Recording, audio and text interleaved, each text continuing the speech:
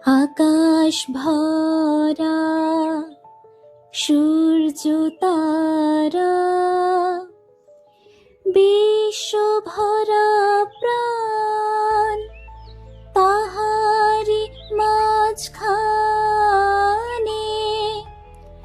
আমি পেয়েছি, আমি পেয়েছি মোর স্থান।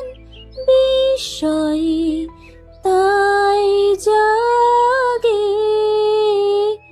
জাগে আমার গান, আকাশ ভরা।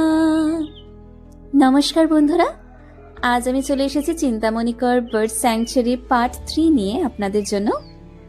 এই গানটি আমি যেটা গাইলাম তা রবীন্দ্রনাথ ঠাকুরের লেখা। উনি প্রকৃতি আর বিশ্বের সাথে মানুষের যোগাযোগের কথা এখানে বলেছেন। আকাশ, সূর্য, তারা, এই বিশাল প্রকৃতির মধ্যে মানুষ নিজের জায়গা খুঁজে পায়। চিন্তামণিকর বার্ড স্যাংচুয়ারির মতো জায়গায় গিয়ে মনে হয় আমরাও এই বিশাল প্রকৃতির এক অংশ। শান্তি, প্রাণ আর একটা নিজের ঠিকানা খুঁজে পাওয়া যায় এখানে।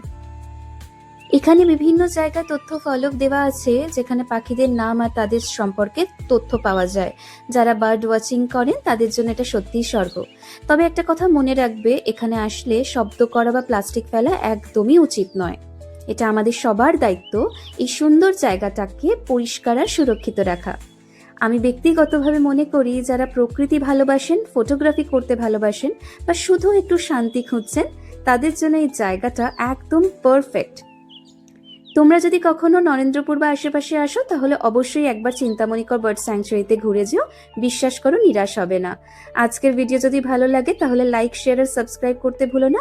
আবার দেখা হবে নতুন কোনো সুন্দর জায়গায়। ততক্ষণ পর্যন্ত ভালো থেকো আর প্রকৃতিকে ভালোবাসো। নমস্কার।